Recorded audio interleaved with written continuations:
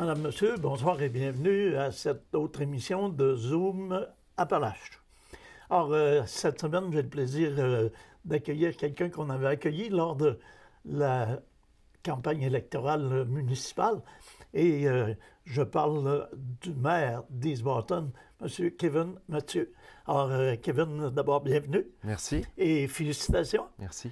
C'est troisième mandat consécutif? Oui, un troisième mandat. Alors, c'est presque un fait d'armes. Pour East Boston, oui, depuis la fusion, même un petit peu avant, du côté village, c'était très rare qu'un maire réussissait à obtenir un troisième mandat consécutif. Alors oui, c'est quand même rare pour notre situation chez nous. La campagne a été rude, pas toujours propre. Comment êtes-vous sorti de cette campagne électorale? Amoché, déçu? Non, parce qu'à un moment donné, vous savez, quand on fait de la politique, il faut quand même avoir une certaine carapace.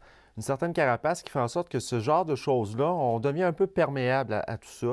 Par contre, c'est une campagne qui a des conséquences. Même aujourd'hui encore, c'est ardu. Puis une campagne qui est un peu à l'image de ce qu'on voit actuellement dans la société. Autant la violence qu'on voit sur les médias sociaux, dans la société en général. On est dans une période malsaine, je trouve, avec un climat malsain au niveau des interventions publiques des gens. Puis les médias sociaux aggravent beaucoup cette situation-là.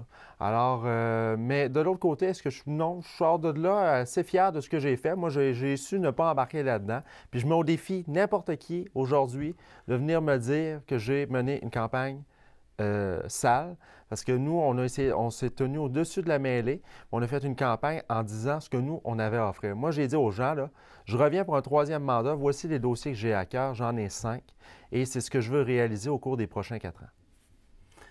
Vous êtes demeuré serein. Je suis demeuré serein parce que quand on aspire à la fonction de maire, à la fonction de député ou de premier ministre, c'est une charge publique. Et quand on aspire à ces fonctions-là, on aspire à être le leader de notre communauté.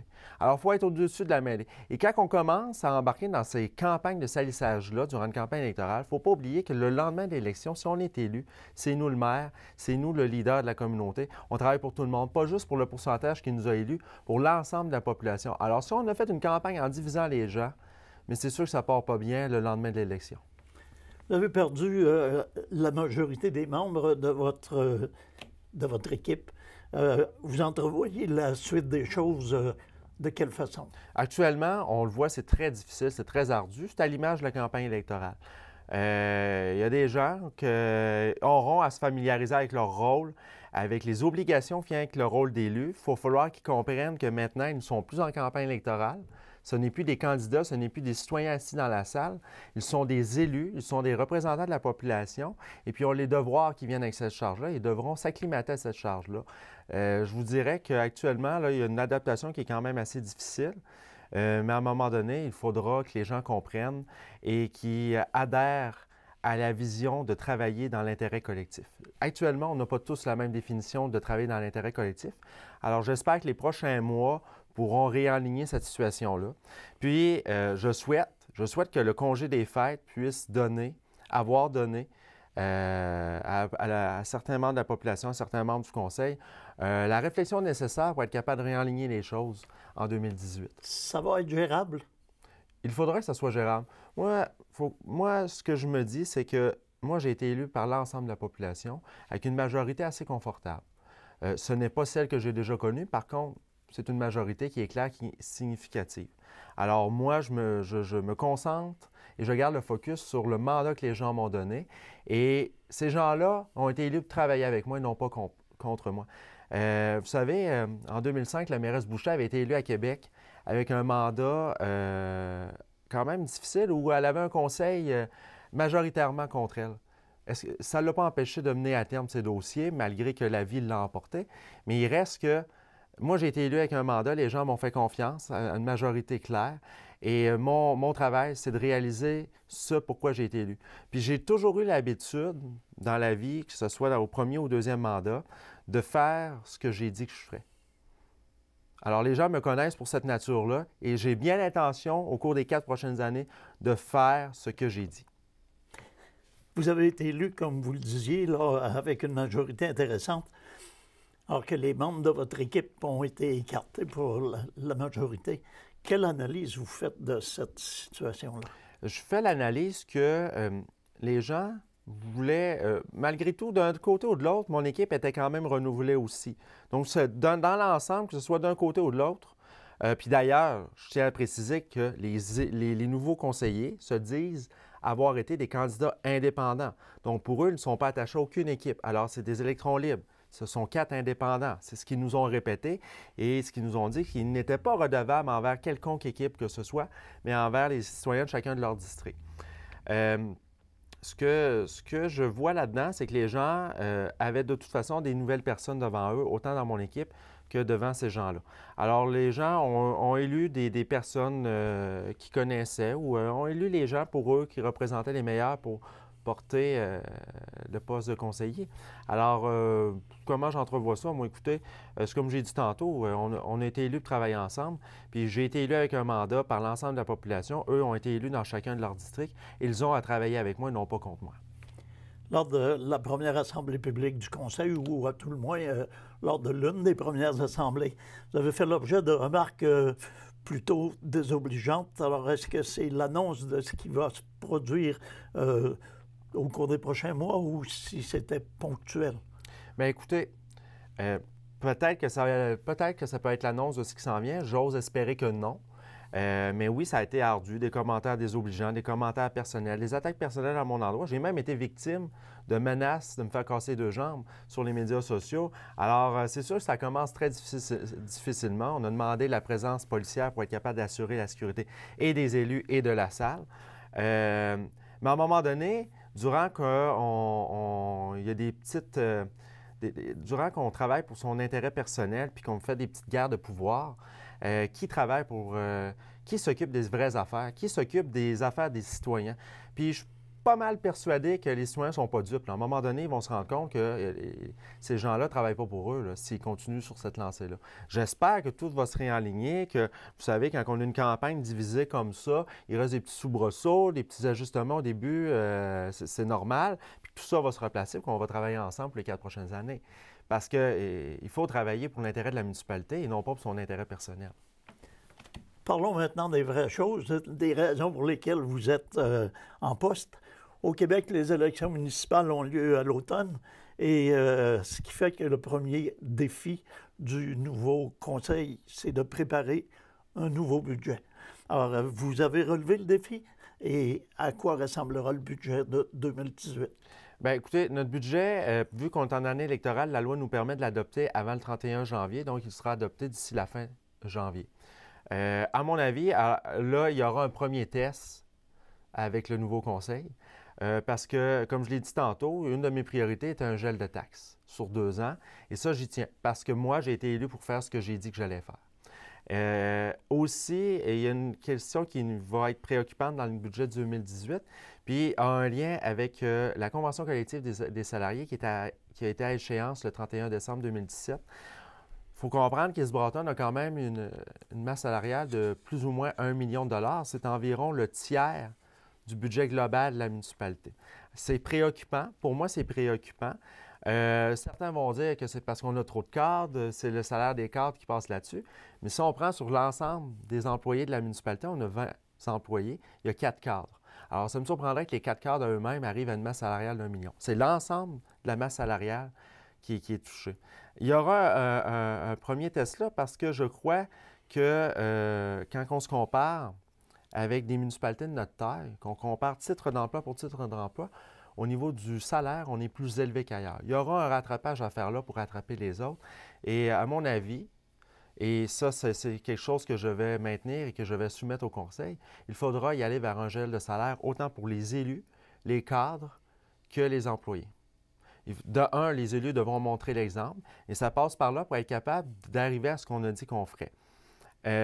Parce que l'enjeu demeure toujours le maintien et la mise à jour des infrastructures. Et ça, on y tient. Les citoyens l'ont démontré clairement avec le mandat qu'ils m'ont donné. Ils tiennent à leurs infrastructures puis ils tiennent à les garder. Donc, pour les garder, quand ils arrivent au bout de leur âge, bien, il faut les remplacer. Alors, mais il faut continuer à travailler là-dessus et il faudra faire des choix pour être capable d'arriver à ces priorités-là. Le budget d'East Broughton est de l'ordre de combien? Plus ou moins 3 millions de dollars. OK. Et vous avez combien de contribuables? Écoutez, on a 1111 unités d'évaluation. Donc, c'est des unités qui sont évaluées, qui sont pour être taxées. Mais au total, la population d'East Broughton là, est 2240. OK. Vous parliez de votre engagement, là, gel de taxes pour 2 ans. Vous allez possiblement y arriver. Est-ce que les gens peuvent s'attendre à une baisse éventuelle à un moment donné? Bien, à la fin de l'exercice budgétaire, si on est capable de baisser, oui, on peut faire une baisse de taxes, puis tant mieux si on est capable de le faire. Mais à tout le moins, les gens ont l'assurance que le taux de taxe de 2017 après crédit va demeurer le même pour la fin du rôle d'évaluation. OK. Parce que la hausse de taxes, à un moment donné, a fait beaucoup de mécontents. A fait beaucoup de mécontents parce qu'il y avait une situation qui arrivait où on avait une nouvelle façon d'évaluer. Il y a eu une réforme qui a été faite au niveau de l'évaluation foncière, puis c'était le premier rôle qui arrivait avec cette nouvelle évaluation-là. Qu'est-ce que je veux dire par là? C'est qu'habituellement, quand on a un nouveau rôle, dans l'ancienne méthode, chez nous, s'il y avait une augmentation environ de 4 des valeurs, bien, la 4 était proportionnelle sur l'ensemble du territoire. Qu'est-ce qui est arrivé? C'est que cette fois-ci, puis peut-être qu'on a été négligent là-dedans ou qu'on n'est pas allé voir, quand on fait un budget, qu'on établit un taux de taxation, on ne commence pas à regarder fiche par fiche du côté du conseil municipal, puis bon, l'impact que ça va avoir sur telle fiche, telle fiche. On prend des valeurs, on fait des scénarios, puis là, on établit le taux de taxation. Sauf qu'avec cette nouvelle méthode d'évaluer-là, on avait des secteurs de la municipalité qui augmentaient de 40 leur valeur, d'autres diminuaient de 20 d'autres avaient une petite augmentation de 4 d'autres restaient pareils. Donc, ça faisait que le taux de taxation qu'on avait déterminé, ça fait des grosses augmentations dans les secteurs où il y avait des fortes augmentations d'évaluation. Donc, ça, il a fallu le réajuster. Puis, comme on dit, il faut avouer à moitié pardonner, dans le sens où peut-être qu'on aurait dû aller voir les fiches plus en détail. Par contre, je crois que quand on corrige les choses, qu'on corrige le tir, bien, c'est mieux que si on s'entêtait et qu'on décidait qu'on continuait quand même dans cette voie-là. C'est ce qui avait créé le plus gros du mécontentement. Oui, c'est ce qui avait créé. Après le crédit, bien, tout ça s'est rétabli. Puis là, les gens, il faut qu'ils comprennent que quand on parle de gel de taxe, ce n'est pas le gel de taxe sur le taux avant le crédit, c'est après le crédit. Donc, on gèle au taux après le crédit. Vous avez parlé d'infrastructure tout à l'heure. Les travaux principaux à ce niveau-là, ça va ressembler à quoi pour la prochaine année? Bien, il y a des artères de rue là, qui sont prioritaires par rapport au plan d'intervention. Ce que je peux dire, c'est qu'en 2018, le dossier prioritaire, c'est le renouvellement du système de réfrigération à notre aréna. Parce que vous le savez qu'il y a une réglementation gouvernementale qui fait en sorte qu'on doit se départir des systèmes au fréon R22, donc au gaz fréon R22, pour des questions environnementales. Bon, le gouvernement a fait une réglementation à ce sujet-là, puis on doit remplacer.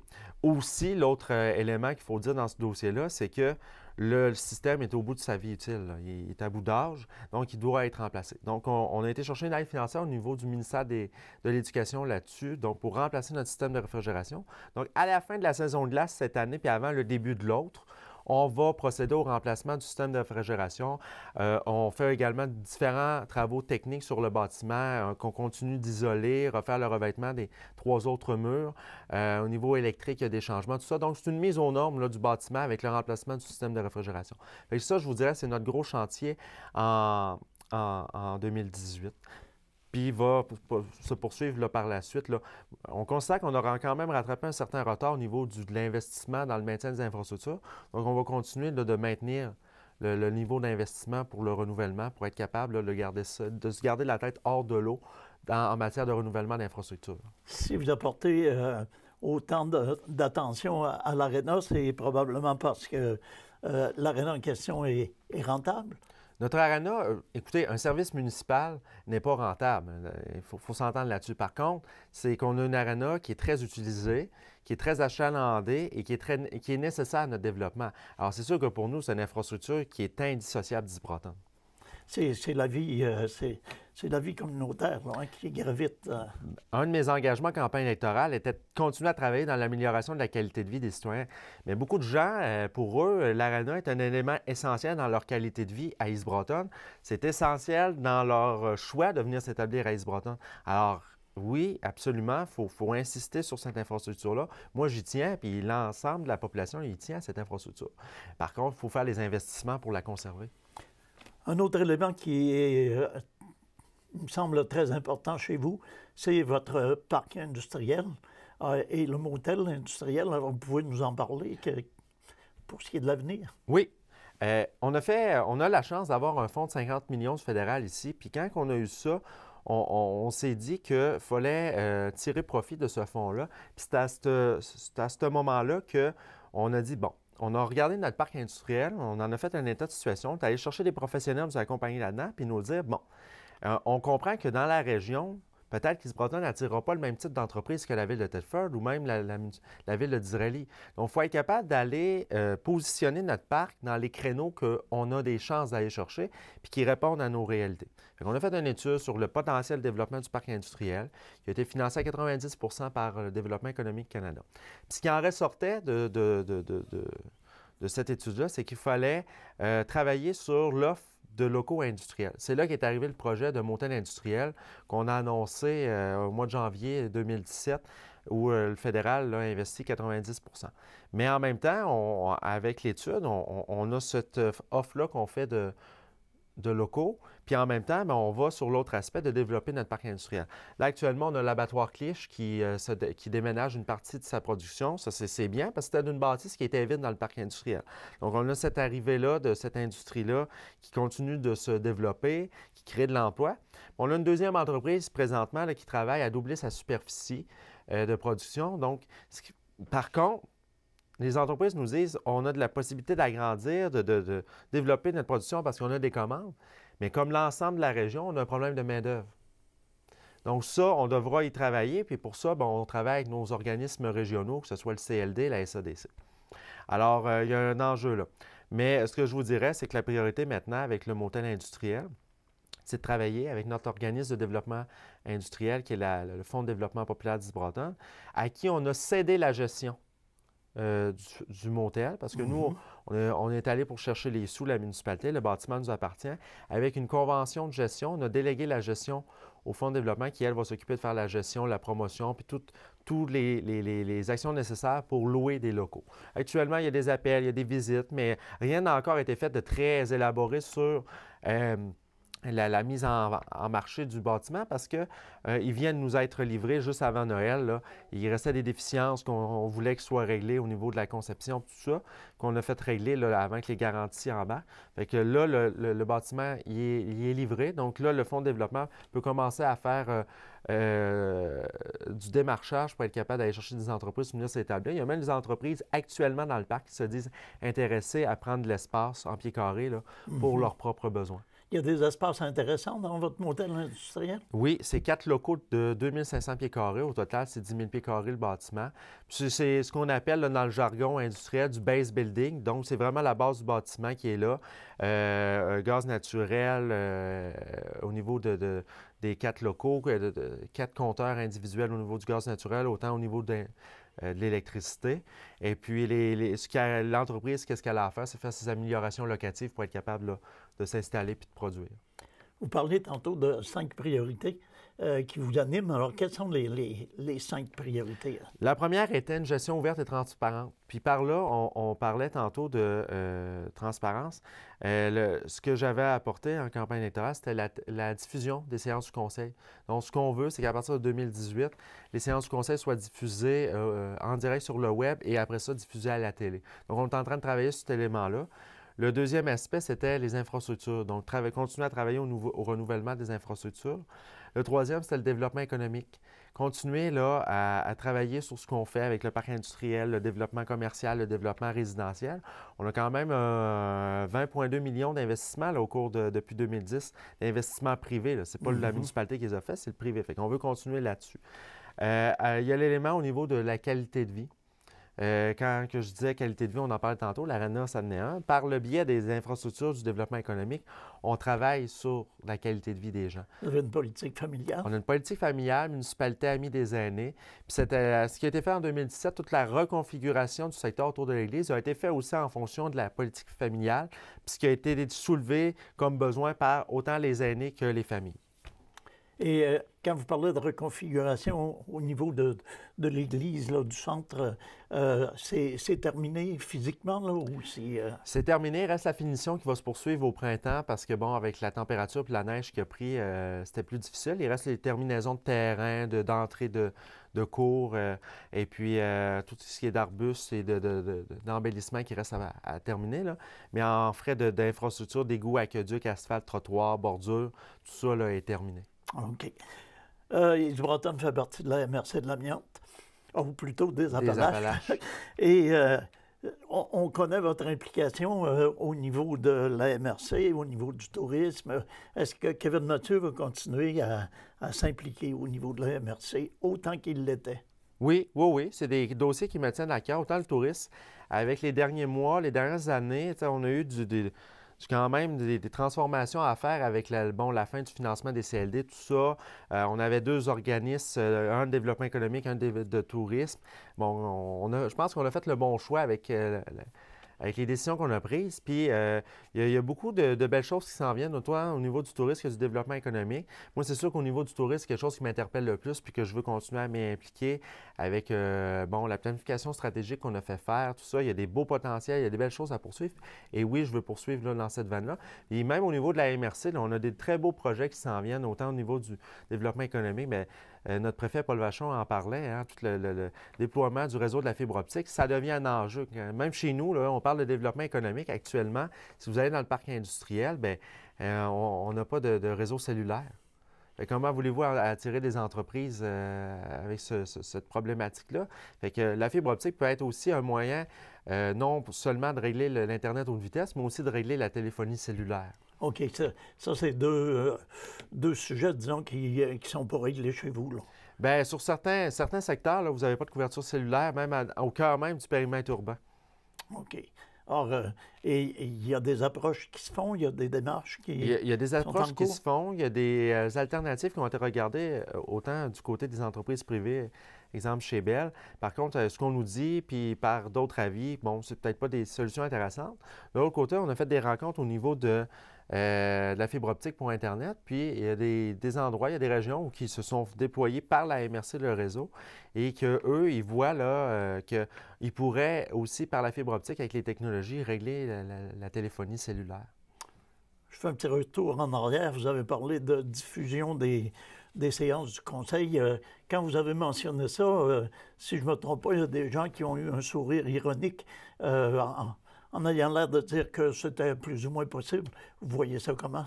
Bien, avec la technologie aujourd'hui, vous voyez, on a rencontré quelqu'un, puis on pourrait avoir 3 téléphones cellulaires qui filment, au lieu d'avoir un système élaboré de caméra, avec une application qui est très peu coûteuse, qu'on pourrait avoir sur un iPad, puis être capable de diriger ça, puis ça soit transféré directement sur le serveur Internet de la municipalité. Alors moi, je vous dis, écoutez, les gens sont surpris de ça, puis ils disaient aussi, bon, qu'on n'écoutait pas les gens avec la période de questions. Mais quand vous êtes 4 mois, vous faites traiter de voleurs puis de toutes sortes de noms d'une séance de conseil. À un moment donné, c'est normal de venir encadrer la période de questions pour faire en sorte qu'on assure un décorum. Oui, effectivement. Alors, il y a le pourcentage de chances que ça se réalise en 2018? Pour moi, 100 % Bon, c'est clair. C'est une réponse à la Kevin Mathieu. M. Mathieu, vous allez me permettre de faire une petite incursion dans votre vie personnelle. Alors, vous êtes connu et reconnu comme un homme de famille. Alors, à ce chapitre, comment se présentent les 4 prochaines années? Bien, écoutez, c'est sûr qu'un homme de famille, je pense que on a eu notre premier enfant, Émilie puis moi, en 2016. Puis là, on est en attente de notre deuxième qui devrait arriver au mois d'avril. Je vous dirais que comme mère, moi, ça a changé mes perspectives aussi, dans le sens où on voit l'importance qu'ont les infrastructures pour les familles. C'est sûr que ça demande beaucoup d'énergie. Je ne vous cacherai pas que j'étais quelqu'un qui est très, très en forme, qui passait beaucoup de temps là, à la mise en forme et tout ça. Avec des enfants, plus la mairie, le monde politique, c'est un peu plus difficile de concilier tout ça, malgré qu'on y arrive quand même. Mais moi, je suis quelqu'un qui n'a jamais écarté la possibilité d'avoir une grande famille. Puis ça reste toujours mon objectif, même s'il y a la politique à travers ça. Je pense qu'avec Émilie, on est capable là, de bien arrimer les choses. Alors, ça a été fort intéressant de mener cette entrevue. Alors, je vous remercie infiniment. Je vous souhaite la meilleure des chances possibles, le meilleur des succès possibles pour ces 4 années. Merci. Et merci infiniment de vous être prêté à l'entrevue. Merci de l'invitation. Quant à vous, on vous remercie également d'avoir été à l'écoute et on vous invite à être des nôtres pour un prochain Zoom Appalaches. Entre-temps, demeurez à l'écoute, nos émissions se poursuivent.